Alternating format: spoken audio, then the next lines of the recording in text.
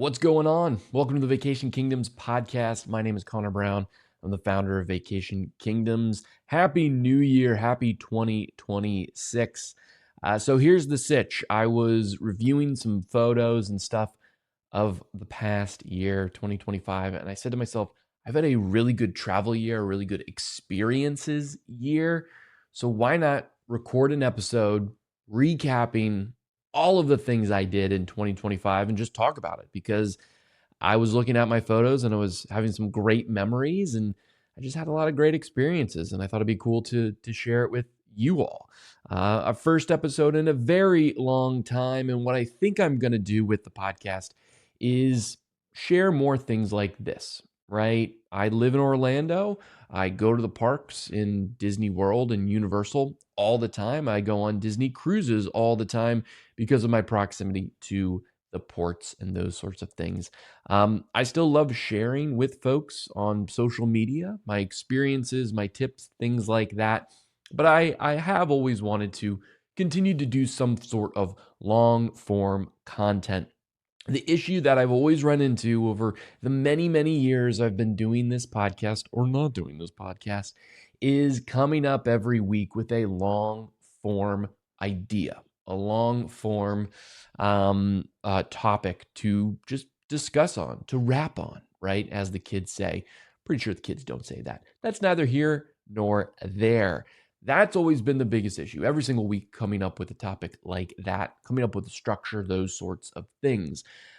That's where I've kind of been apprehensive of continuing it in the past. But I think if I don't put a whole lot of goals on it, if I just put out things into the universe when it comes to the podcast, when it comes to doing episodes, then that's what we're going to try to do for 2026. So a goal for 2026, one, maybe two episodes a month. Don't hold me to it, but it's going to be much more, hey, I just did this thing. I just did a staycation at Walt Disney World. I just did a staycation at Universal. I just went on a cruise. Here's my recap of that experience.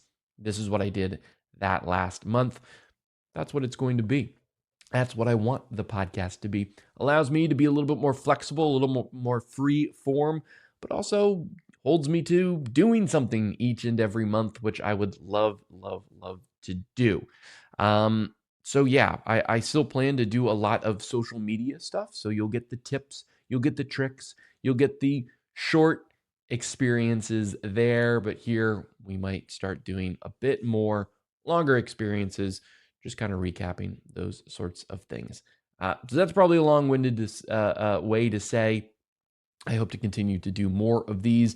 But this one really was prompted with the simple fact of going through my Google photos from the last year and just saying, man, you did a lot of really cool stuff. Talk about it, right? Talk about it, create this episode, and maybe people can get something from it. So that's what we're going to do today. We're going to do a recap of my travel in 2025, travel experiences, all those things. And let's start in January, right? And the first big thing I did in January, which I've been doing for the last few years, is participating in the first Run Disney of the calendar year here in Orlando at Walt Disney World. And that this year I got to do the Walt Disney World 5K and the Walt Disney World half marathon during the Walt Disney World marathon weekend. A 5K is great. I've been doing these Run Disney things for a few years now and doing at least one run event every single year. 5K is really fun. If you have any inclination or any desire to do a Run Disney experience, but you're a little nervous, a little apprehensive, start with the 5K. You really can walk the 5K, walk it at a good clip, right? Challenge yourself, those sorts of things. It is a very congested race. All the 5Ks are, but it's a great first step. And the reason I signed up for this weekend was to do the half marathon.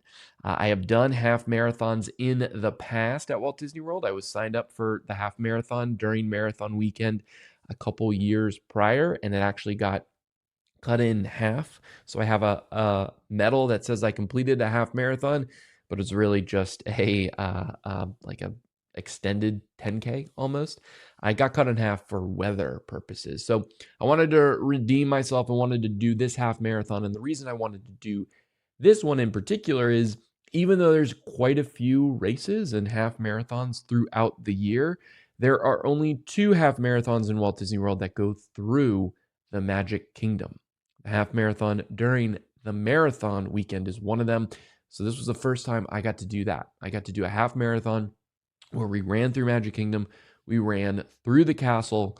Those shots were unbelievable, and it was a monumental achievement. I will say, just finishing it. What was my time? That's none of your business. That's really none of your business. My time was I had a good time. That's what my time was for the half marathon, and a great way to start the year. Another great way to start the year is by visiting a new bar and grill on Walt Disney World property. I got to go to Walu Walu Bar and Grill, which is a part of the Polynesian Village Resort, and more specifically, the new Island Tower there. I visited the Island Tower a number of times throughout the year. I'll talk a little bit more about it later. But I really like this bar. My favorite bar, grills, lounges on property are ones always by the water. So I love Geyser Point over at the Wilderness Lodge. I love Three Bridges over at Coronado Springs. Those are the types of places I continue to go back to time and time again. Dockside margaritas for straight alcohol, booze, drinks, no food there. But over at Disney Springs, it's a great place to be on the water, enjoy that Florida lifestyle, all that stuff. Walu Walu delivers with that. I like the menu, some bolder options, those sorts of things. So I'll continue to go there for many, many times to come.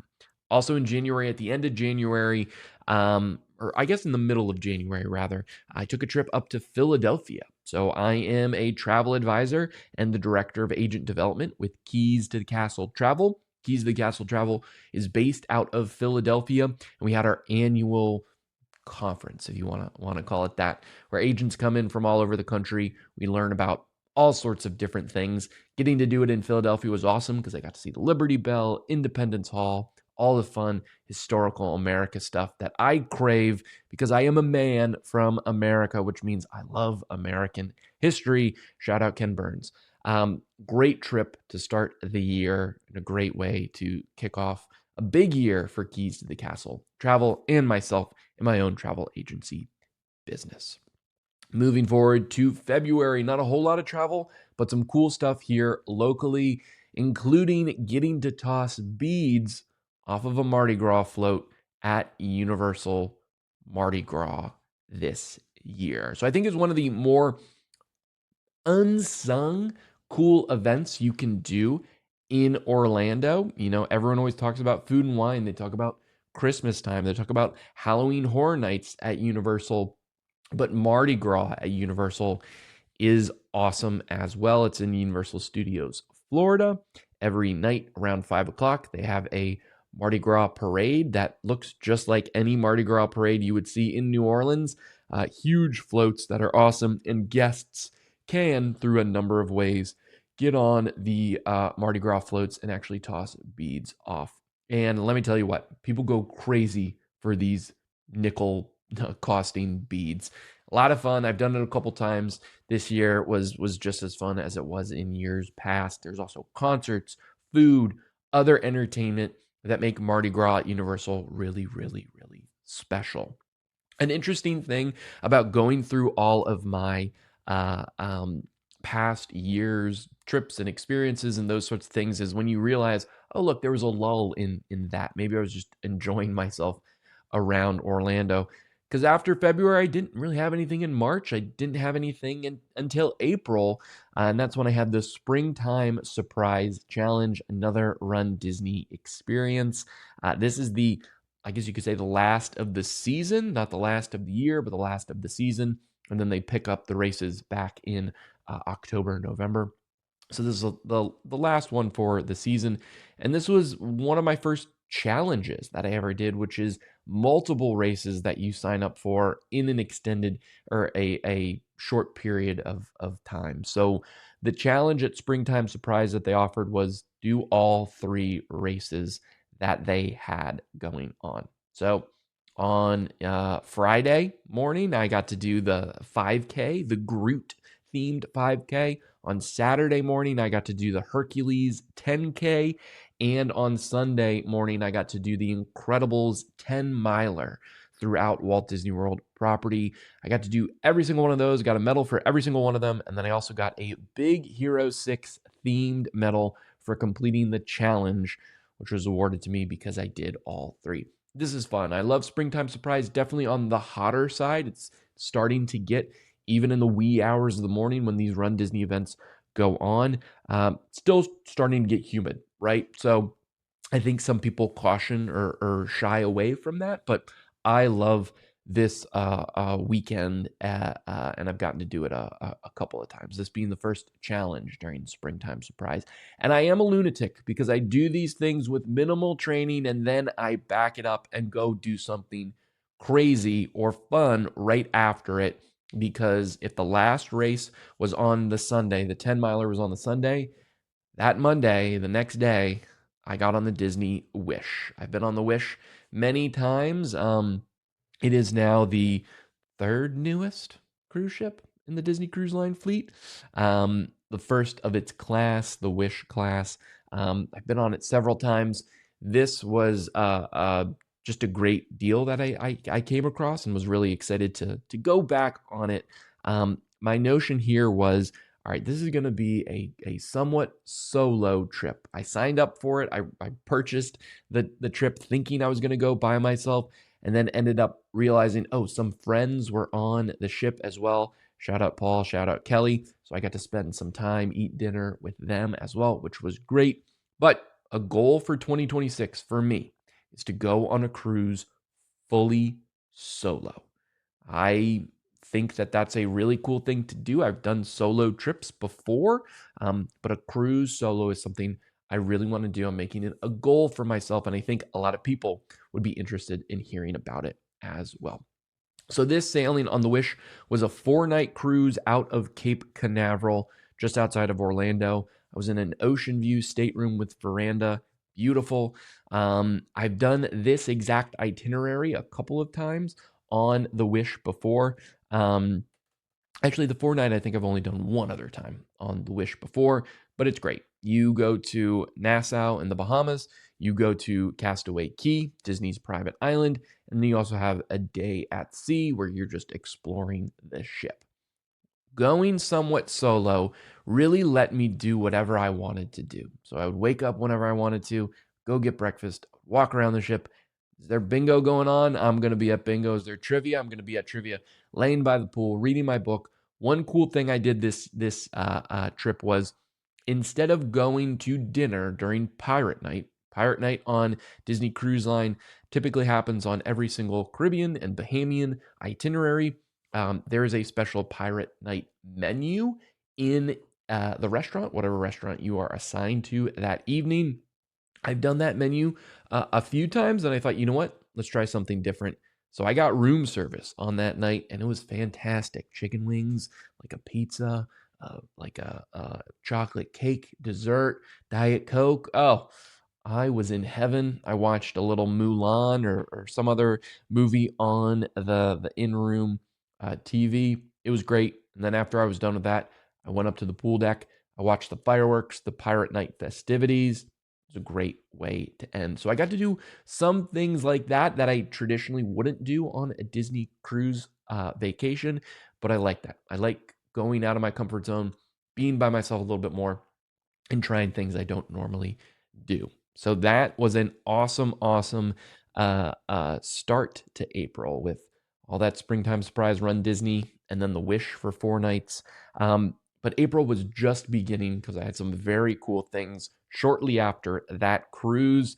Starting on 4/16, I checked into Universal Endless Summer Resort, Dockside Inn and Suites, what Universal calls in their Value Inn and Suites category, which is at the bottom, so it's the cheapest option.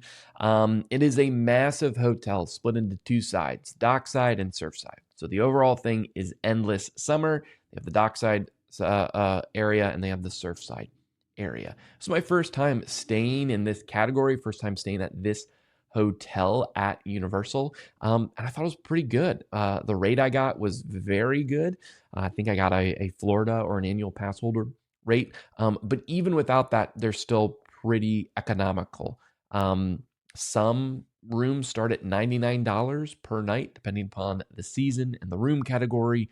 But the reason I was staying there was one, to explore it. I really, really liked it, getting to do that. The second reason I was staying there is because on the next day, 4/17, it was my first day at Universal Epic Universe, a brand new theme park at Universal Orlando Resort. I got to do a travel agent preview. This was the first day that non-family and friends, those previews were occurring. So this was the first day of like the general public, quote unquote, could come in and preview the park through a variety of different ways. The way that I went in on 4/17 was as a travel agent preview day. So I wanted to stay close so that I could get to the park. I could take advantage of early entry, which they were doing if you stayed at a Universal hotel. Universal Endless Summer Resort is unique because Epic Universe is actually its own campus. So it's a bit far from the traditional Universal area. So Endless Summer used to always be the furthest hotel from the main Universal theme parks in Universal Studios Florida, Universal Islands of Adventure, Volcano Bay, and City Walk. It was the furthest away. Now it's actually in the middle. It's in the middle between Epic Universe and that legacy park area that they have. So getting to City Walk was about an 8-minute bus ride from Universal Endless Summer Resort. It was about a 10-minute bus ride to Epic Universe. If it's one straight shot, you're going from Epic up to City Walk. It's probably closer to like 12 minutes, something like that. But that's the proximity of it. So I wanted to stay there. I enjoyed staying there. I'll definitely be back if I ever need a quick room or something like that. I definitely recommend it because of that price point and the perks that you still get staying there. But my first day in Epic Universe, it's a day I will never forget, right? Very, very, very, not very often, I should say, do you get to experience a brand new theme park. Maybe you haven't ever been before, that's one thing, but to be among the first to ever experience that brand new theme park is very special, very cool. So getting to do that was awesome. It was a ton of rides that I got to do on that first day. I had a lot of great food, lower crowds too, because it was a preview, so they were capping capacity. They're still capping capacity to a certain extent. I loved it so much that I got to go on more previews. These other previews I got to go on were with annual pass holder preview tickets. So I also got to go on 4/20, 4/27, and May 3rd. So even before Epic Universe officially had its grand opening, I'd been about 4 times to the park, which was awesome because every time I went, I got to eat in different places because eating there, the food there, I think it's the best theme park food in all of Orlando, full stop. I got to eat all these different food items when I went each time. I got to try different drinks. I got to navigate the park in different ways, see it at different times throughout the day. So I loved being able to do that. And it was all leading up to even more Epic Universe fun because in May, the end of May, I got to go to the grand opening of Epic Universe on May 22nd. I really loved going to this. There was quite a bit of pomp and circumstance in the morning. There was a welcome ceremony where they shot off these interesting fireworks you could see in the daytime. Steven Spielberg, who has been a huge creative consultant on most of or all of Universal's theme parks to a certain extent. He had a little narration where he said, "Welcome to the park. This is what it's all about." That was really cool. I love that. And then after the welcome ceremony, it really died down. So it was pretty relaxed. It was pretty chill throughout it. I get to do Express Pass, so I could go on any ride that I wanted to at any point in time. I loved being there on opening day to be able to say I was there on opening day, right? I'm also happy that it wasn't my first day there because there was a lot of different things going on that day versus those preview times that I got to have. And then at night, I got to see the first time, pretty much the first time, um, the water show that they do, the fountain show, which is very, very cool.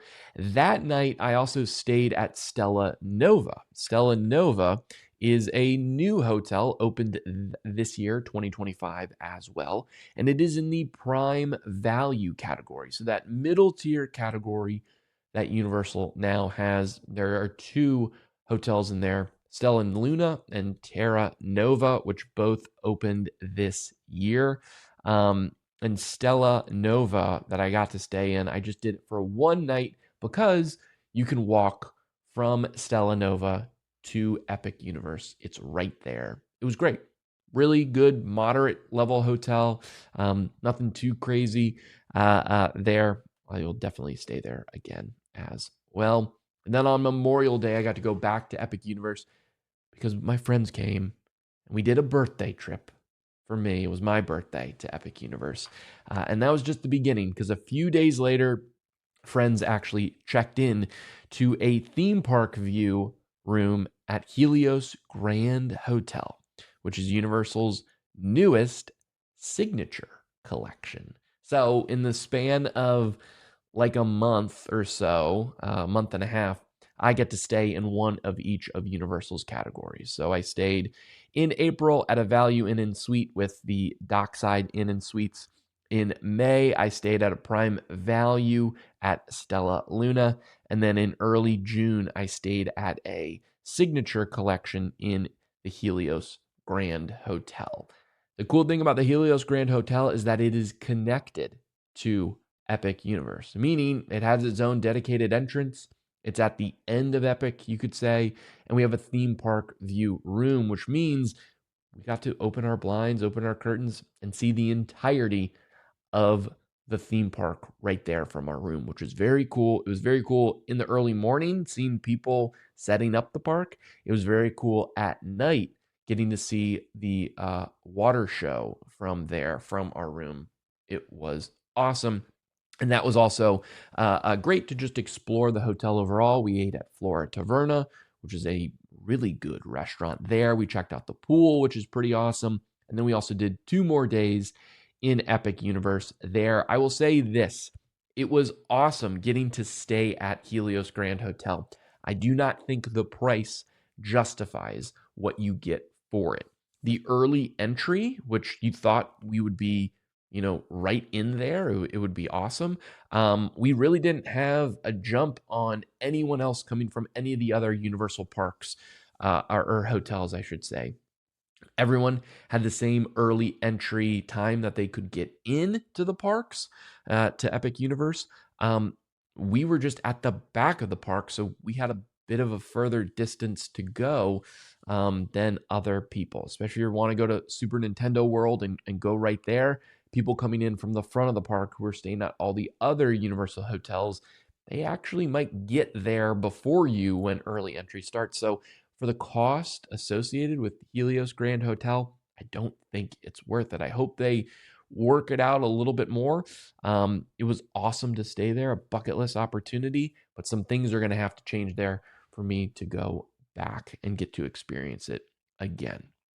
Um, Also in June, going back over to Walt Disney World, had a family trip. Mom and dad came down, did the parks, tried to stay as cool as possible, but it was also the first time we got to go to Geo 82, the brand new bar lounge in Epcot for adults only. This is the first of its kind, an adults only in theme park bar lounge that Disney has ever done. And that's really cool to see. The space is really pretty. The views are also equally pretty. The cocktails are expensive, some better than others. But even if you just go in there and get a beer, which is moderately priced appropriately, it's a cool space. It's a cool space to chill, relax, especially if you're doing an adults only trip, which more and more of these trips are occurring at Walt Disney World. Geo 82 can help you with those accommodations. And then back at the end of the month on June 21st, I was back in Epic. I purchased a 1 day ticket because I wanted to see it a month after opening, a month after opening. And it was great. That was actually the last time I was there for the year. So I went about, oh gosh, was it 4, 5, 6, 7, 8 times? I got to go to Epic 8 times this year. Pretty good for a theme park that opened halfway through the year. That's brand new. Epic is awesome. There'll be plenty more of Epic coming in 2026, I hope. And then flash forward July, making my way to July. Man, we're not even halfway through. I've done so much. It was a busy year, I will say that. It was an exhausting but fun year. I'll never complain about being tired for these reasons. In July, I got to experience two new features at Walt Disney World, what we're calling Test Track 3.0. So the new reimagined, the second time they've reimagined Test Track. I got to see that. I do enjoy it. I think I like it better than the second version. I don't like it better than the first version. And then I also got to see a few times this year Disney Starlight. I saw it pretty much on opening day. I believe it was opening day. The new nighttime parade at Magic Kingdom. It's cool. It's very cool. I think more nighttime entertainment is totally a good thing, especially at Magic Kingdom, just so people aren't just in one spot waiting for the fireworks to happen for hours. No, there's other things going on. Disney Starlight, really, honestly, I think is probably a can't miss on your next adventure down to Walt Disney World. At the end of July, myself and Keys to the Castle Travel were invited by Disney on what they call agent education program, a master's program. So these are for the select few at Walt Disney World. This was awesome. We got to do a lot of really cool stuff. I stayed in a room at the Beach Club. I love the Beach Club. The proximity to Epcot is awesome. We got to experience an Epcot fireworks cruise. In the past, I had only ever done Magic Kingdom fireworks cruises. So this Epcot one was honestly, I was pleasantly surprised with how much I did enjoy it. And you are right there on top of the fireworks, which is pretty awesome. During this agent education program, I also got to go to the Hoop-Dee-Doo musical review, which I haven't been to in since I was a child, and it was awesome. It was awesome. Also got to have a private tour of GO82, the new bar and lounge, room tours of the Polynesian Island Tower, which are very pretty rooms, and the cabins, the new cabins at Fort Wilderness. But another highlight of this was an entire day almost spent on the Disney Treasure. So at that point in July, it was the newest ship in the Disney Cruise Line fleet. It had just come online about 8 months prior in October, November. So it was really cool getting to step aboard this ship. The reason I was very excited about it is because I don't have plans to be on it because it's only doing 7 night cruises. 7 night cruises for me, a little bit harder to get on just with my schedule and whatnot. So I love getting to go on this ship. And if you are a theme park fan, you will love this cruise ship. There's so many nods to theme park attractions throughout the bars and lounges and spaces and entertainment. It's really cool. I was so glad I got to tour it, get a whole bunch of content, learn about the cruise line ship. It was awesome. That was a great agent education program that occurred in July. And then it's hot. It's hot here in Orlando. You try to spend as much time as possible inside.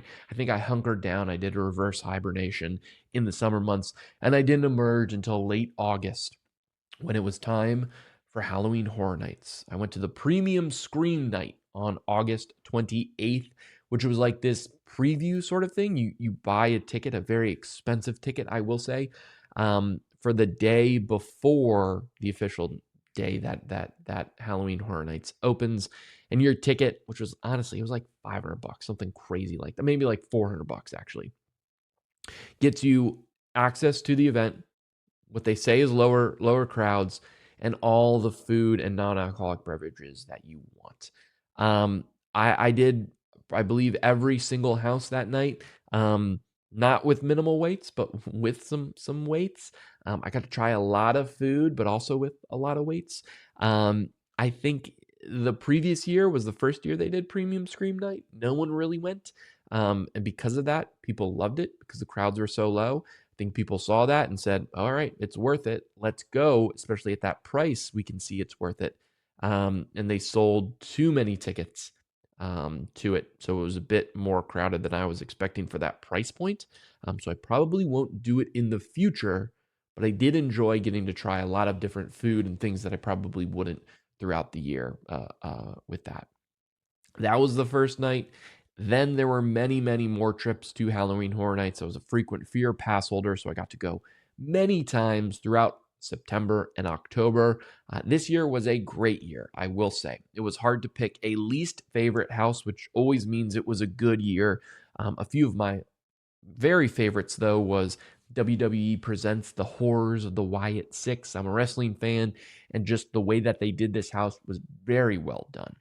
El Artista, a Spanish haunting, was another great one, and Gulk and Monsters of the North was also good.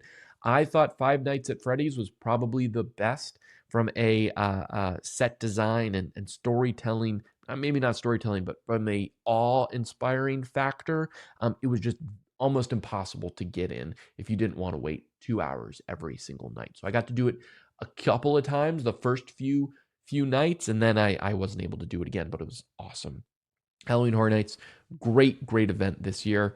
Always look forward to that every single year. And then in September, my mom came down for a visit here to Walt Disney World. We did a ton of stuff, but we also got to go on a cruise after that. I went back on the Wish. So my second Wish trip of the year was on 9/12. It was a 3-night cruise. So the Wish does 4-night sailings and 3-night sailings. The 3-night sailing is Friday to Monday, and that was a very short cruise. Basically, we did a stop in Nassau and a stop in Castaway Key, and then back in Port Canaveral. This was her first time, my mom's first time on the Wish class, and I think she really loved it, especially the Wish itself. It is enchantment themed, right? It's much more princess like themed, right? So she loved it. She loved Arendelle, the dining experience. She loved Marvel, even though she didn't know what was going on, and all of the shows and entertainment along the way. And of course, a stop in Castaway.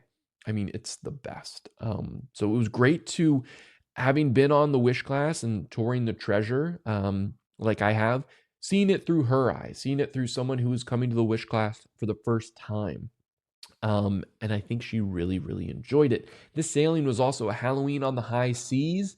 The things I say about Halloween on the high seas and Very Merry Time Christmas cruise are this. They are overlays. They're not things you should go out of your way to book. So there's some additional entertainment. There's decorations.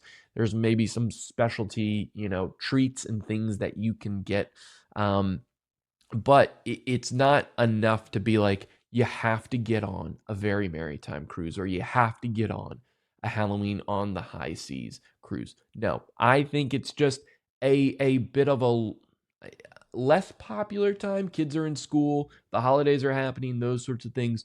So they add these accoutrements on, if you will, to the cruises. So I love getting to experience it, but I wouldn't go out of my way to experience either of these overlays. It was just a little extra thing, a little extra pinch of something. At the end of September into October, in a already highlight filled year of travel and experiences, this was a lifetime highlight because my dad and I got to go to Ireland for a father-son golf trip. It was an unbelievable trip, one that was a lifetime in the making. It was a lifelong trip that we wanted to take. We're so glad that we did it, and we will definitely be going back again. We were there for, I believe, 8 days, 7 nights, something like that. We got to play 4 courses. If you know anything about golf, you might have heard of some of the courses we played. We played Dukes, Waterville, Ballybunion, and Lahinch, all in the southwest of Ireland. We stayed in Killarney. We explored Dingle. We stayed in Lahinch. It was awesome. It was my second time to Ireland, my first time playing golf there, first time my dad and I together have done a trip like this, and it was awesome. It was great. If you ever get the opportunity, if you ever have this, um, do it. And let me just say this: if you ever have the opportunity to do a trip with your mom or your dad or your parent or something like this where it's just them and you, even as you're an adult, do it. It's so cool. It's a different vibe, right? And getting to go to these places with my parents is awesome. I'm so lucky and grateful that I got to do it. So September was that. Some trips with my mom on to Disney World and on the Disney Wish, and a trip with my dad to Ireland, which was great. After that amazing trip to Ireland playing golf, got back to Orlando in October, and I did one fun thing that month apart from Halloween Horror Nights and those sorts of things. I went to the new bar in Magic Kingdom. First time Magic Kingdom has ever had a bar.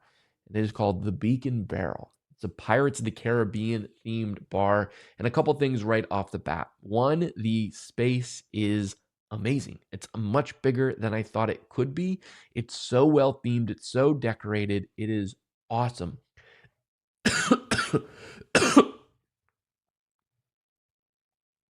It's awesome.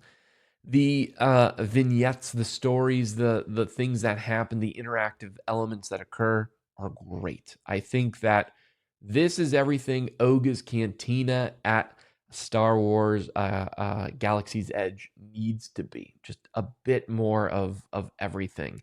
Um, the cocktails are good. They're all pretty much pre-made. They have some interesting beers you're not going to find everywhere. They have some small bites.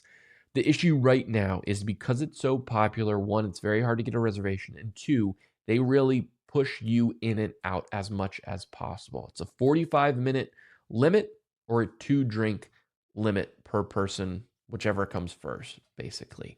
So within 45 minutes, if you can down 2 drinks, which I can and did, thank you very much, you can do that, but you have to be out within 45 minutes. So because of that, it is chaotic. It's frantic. The servers are rushing up to you. What do you want? What's going on? How's this? That in time will die down, right? Right now, I could probably walk into Oga's Cantina and, get a seat at the bar, those sorts of things. Now with Beacon Barrel, you can't. This also provides for some interesting experiences. I had a table for one. I should say I had a reservation for one for myself. So after I finished work for the day, I went over to Magic Kingdom. I went to the Beacon Barrel. I said I have a reservation for one. I was thinking, all right, reservation for one. They have plenty of bar space. It's standing room at the bar. So they assign you an area at the bar and you stand there, and that's that. Great. I can do that for 45 minutes. No problem. I get led in and I get led to a table, a very small table for two. And I think, oh my gosh, I lucked out. They didn't have any room at the bar. So I'm going to sit here for 45 minutes, take it all in, and it'll be great. 2 minutes later, a hostess comes up to me and says, "And sir, here is your dining partner for the evening." And I said, "Oh, okay." And who comes in but Diane? Diane is a 70-year-old, very nice woman who is in Disney by herself, her first ever solo trip as well. And she sat at the table. They sat us together at this very, very, very small table. I think this was a small table. Even if you were with family, you'd be like, this is a small table. You're kind of too close to me. In all things considered, I said to myself at the end of that, thank God this happened to me because I don't think anyone else could deal with it, right? Could deal with what could have been an awkward situation. It wasn't. Diane was lovely. I hope I was lovely as well. It just an insane kind of thing that is occurring that you just, I guess, have to roll with because they're not going to put you anywhere else in Beacon Barrel. So that can be awkward for people, and I don't know. I think that was interesting. I made the best of that situation and still had a great time, but probably won't have, not everyone can do that, I think is what I'm getting at. That being said, I'll definitely be back to the Beacon Barrel. They do have some some kinks and some bugs and some seating arrangements they have to work out, but it is a really unique space in Walt Disney World. Then towards the end of the month, I got to do another Run Disney, my final of the year, the calendar year, Wine and Dine 10K, an Olaf themed one. I love Wine and Dine. It's great. Weather is usually good. It was a lot of fun going to that. Then November. November was upon us, and I was lucky enough to get invited by my friends to do a staycation at Saratoga Springs Treehouse Villas. I had never stepped foot in a treehouse villa. It was my first time stepping foot, let alone staying there. It's a very unique setup. You can sleep a lot of people. I can think you can sleep up to 9 people in there. A kitchen in the center, a family room in the center, and then 3 bedrooms off the side. You're high up, so you're kind of in a treehouse, but not really. I would say you're among the trees. You are among the trees, which was cool.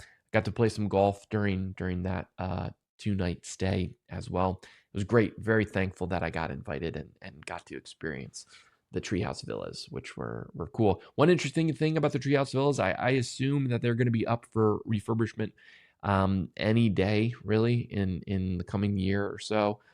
There is not an ounce of Disney themed things in that place, except for maybe, the toiletries that they put in. So I thought that was very interesting. No pictures of Mickey or Minnie, that you see in all the other hotels, which was cool in a way, but might be off-putting to others who want that.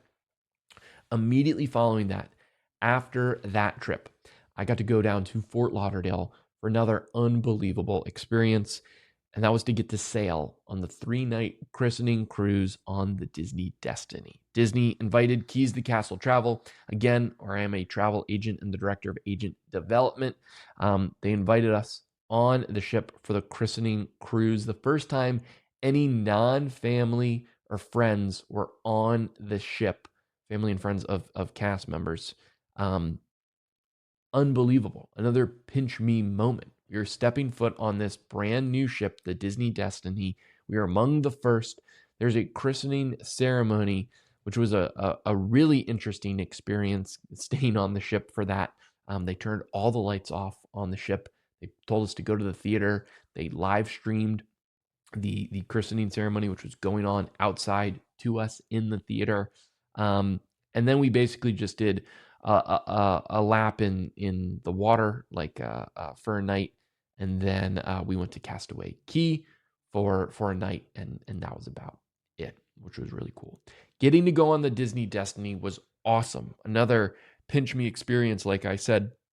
It's a totally different ship from the other 2 ships, other 2 Wish class ships that are currently in the fleet. It's definitely much more geared towards, if you like Marvel, if you like superheroes, if you like pirates, those sorts of things, this is the ship for you. If you like the idea of villains, Disney villains, battling against Disney heroes, this is the ship for you. Where the Disney Wish is more about regal and enchantment and those sorts of things, and the Disney Treasure is more about having an adventure, theme park things, those sorts of items. The Disney Destiny is definitely about superheroes, villains, good versus evil, which is really, really, really cool. And it's cool now that there's a member of the fleet where you can pick. You get to decide, all right, what type of Disney Cruise Line vacation do I want to have? Do I want princesses or do I want more Marvel? You're going to find Marvel and princesses across the fleet, but what do I want a little bit more of?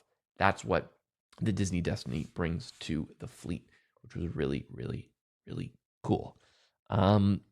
Great, unbelievable time. That was insane that I got to go and that we Keys to the Castle were invited on that by Disney.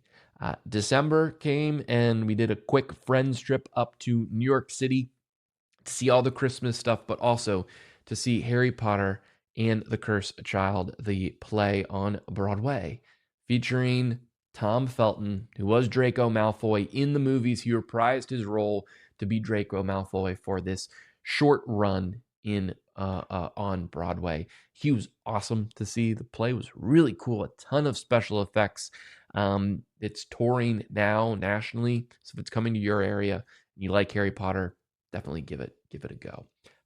After that, I came back to Orlando and I had another Asian education program that Disney invited me on. On this one, we just toured some of the hotels. We got to see Port Orleans, French Quarter, Art of Animation, Coronado Springs, and the cabins at Fort Wilderness. Also got to check out the boardwalk, some interesting setups there. And then during that Asian education program, I also got to tour the Wish. I third time on the Wish. The tour was just a day, right? So it didn't even leave the dock. It didn't leave Port Canaveral. But again, always cool to get back on it, to get some content, to learn a little bit more about it, because you have cast members there teaching you about it, which is awesome. So this year I got to at least tour or cruise on every single one of the Wish class ships in the Wish. The Treasure, I did a tour on the Treasure, and then the Destiny, which I sailed on. Getting to see each of them and how different but the same they are really helped me. And it's what I hope to, now that I have that knowledge, pass on to you and kind of explain what's different, what's the same, who's it for, what's going on with each of these. And there are more cruise line ships to come that we'll be experiencing that with. And the year wrapped up with a trip home for the holidays. Again, I hope I didn't sound braggadocious with all this. This was just a really cool year that I had, and it was a year filled with unbelievable experiences, but also opportunities to learn and to understand and to hopefully pass on to you in the coming months and years as I continue to, show my experiences and help you plan your next perfect vacation to Walt Disney World, Universal, or Disney Cruise Line. There you go. Like I said, the goal with this podcast, 1 episode a month, maybe 2 episodes a month, just recapping things that I have done. What does that mean? Well, in 2026, what's coming up? I'm going back on the Wish in January. Yeah, that's right. I'm back on the Wish. This one is a very special cruise that's going to have a lot of unique things I can talk about. So, 1 episode recapping my time on the Wish will be coming soon. In February, I'm back on the Destiny. That's right, for a longer cruise on the Destiny. So I'm going to be recapping that in May. I'm going out to California for Disneyland. There'll be a recap of that. And I hope to have things all along the way, doing one thing, at least one thing a month that I can recap and show through this thing. Would love to do some staycations, and that goal that I made for myself, that solo cruise, I want to do that as well. So stay tuned for all of it.